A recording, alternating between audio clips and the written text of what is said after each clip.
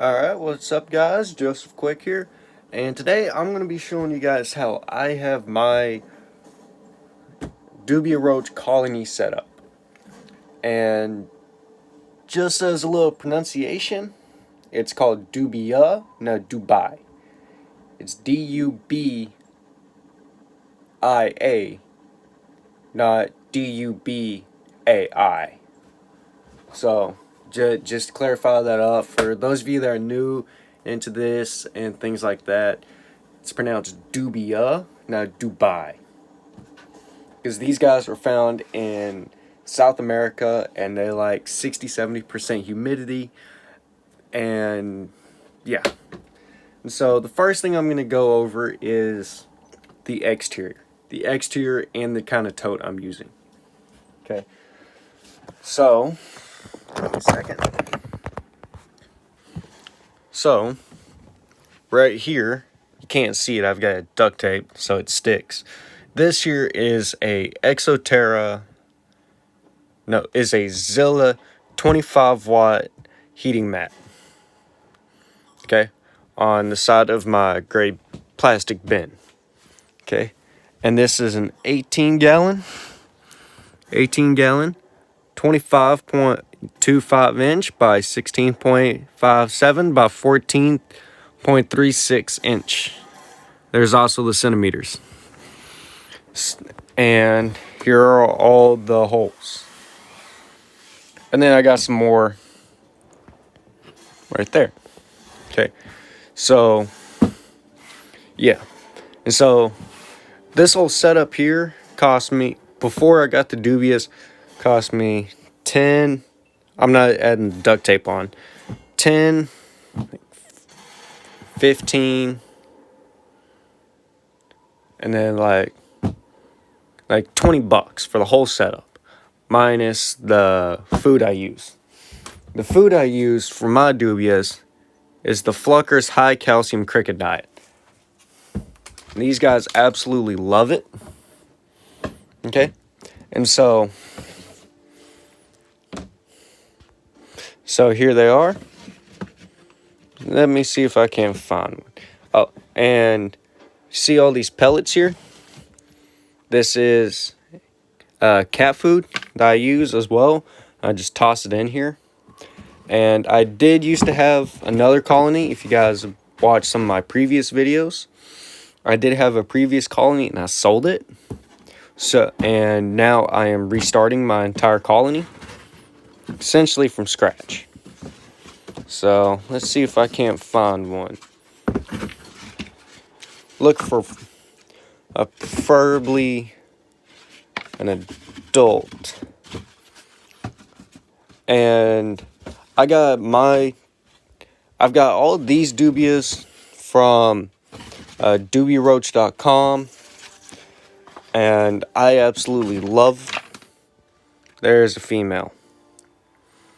So real quick, the way you can tell a male from a female. So you see how she has small wings? Let me see if I can't. There we go. Alright, so you see how on her, she doesn't have big wings that cover her full body? That's how you can tell this is a female. Because the males have full wings. Females just have little itty bitty wings. Right there. So I'm going to put her back in here. And then the babies, they're not very big at the start. But so a lot of people like to go overboard with the amount that they like to use for their Dubias, with like food and everything else. I'm not big into that. Big into using all the high dollar food and things like that. Because I did an experiment with my old colony I used to have. So what the experiment was I took some, it wasn't Flucker's calcium diet. It was Lugardi's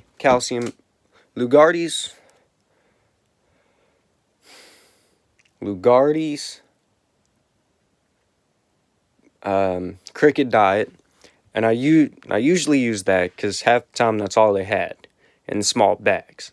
So I just do what I've done here and just do that, and then just set it down in there.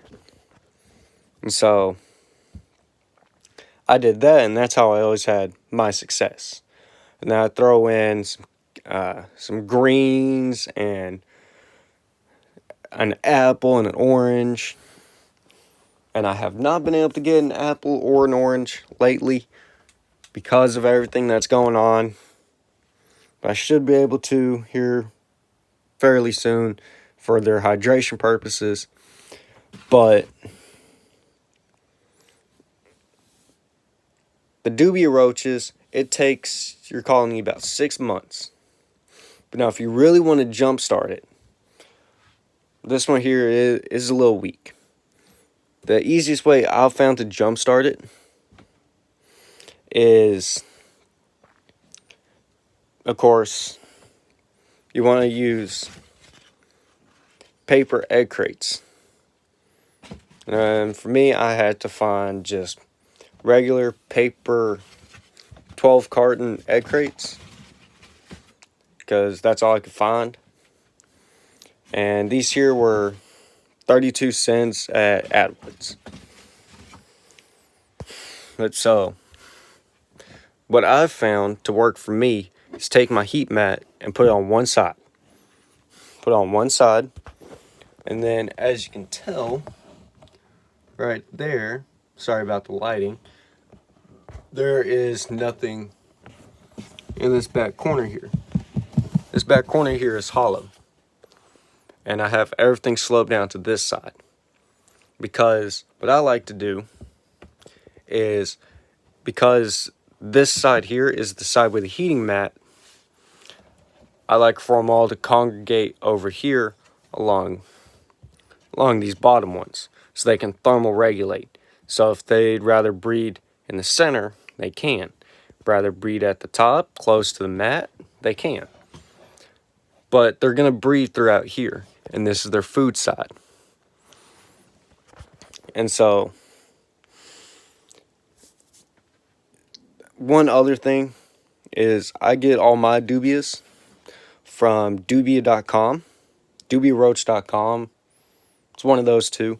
I get all my dubias from there now. They are a little pricey. They are a little pricey. But to me they're worth it. Because I've got a Savannah monitor that loves these dubia roaches, and I wound up feeding her 2 dubia roaches almost every meal. And then I've also got leopard geckos. And they absolutely love dubias as well. And one more real quick husbandry thing that I like to do as well, definitely help jumpstart it. Where's that? So what I like to do is I like to take my Exoterra Mister, just take it real fast, and just give them a light dusting. And to prevent mold from growing, I do it once every 2-3 days. Once every 2-3 days, somewhere in there, and it works. And then also too, because I have them up on top of Athena's enclosure, so the side with the hot, heating mat is the primary heat source in this enclosure, in this dubia bin. But also too, I've gotten close to her heating bulb. So there's her heating bulb right there. So it's right here. I'm sorry about the mess. I'm cleaning, and I just moved that guy over there. And so my dubia colony goes right here. Okay. And she's bathing. I got her in a bath. And yes, I know some of you are probably going to say, oh, you don't need to you don't need to fill it up with that much water. If I offer her a large enough water dish, she's just going to go straight down to the bottom and soak and just sleep. That's how she is. She does that repeatedly. So, I know my animal, and I know my husbandry is on point. So, I don't want to hear anything about that. Today is just bath day, and I didn't mean to fill it up that high. Yeah. So, here we go with the Dubia colony. And then also, too, on a different note, one thing I do want to do real fast, I want to say real fast is, with everything that's going on in the world right now, with all this quarantine and everything else, the biggest thing I want to say right now is, don't freak out. Please don't freak out and take all the toilet paper, the water, and everything else. Because, I mean, reptile owners, yeah, we need a lot of paper towels. Yeah, we go through paper towels like crazy. At least I know I do. Just even for 3 reptiles. But a lot of other people, a lot of elderly people need those materials that are very lack in demand. They're in so high demand because everybody keeps on taking it. Yes, get the supplies you need, but don't get every single thing. If there's the last one, don't get it, because there could be somebody else less fortunate. So that's all I want to say about everything that's going on in the world. And I want to say real fast, I hope everybody's staying safe. Hope everybody's staying healthy and well. And I hope that we can get through this together, and that this pandemic eventually dies down, and we're all able to come together as a world and to come together as a nation and as a world, and be able to recuperate and get back to some normalcy after all of this. And to those of you that have this, that are watching this, I want to say I'm deeply sorry from the bottom of my heart. From my heart to yours, I'm sorry. If you have a loved one who is sick or who has recently passed away because of this, once again, I am deeply sorry because of what is going on. And so I'm going to end this video with that. And so hope everybody's staying safe. Always be prepared.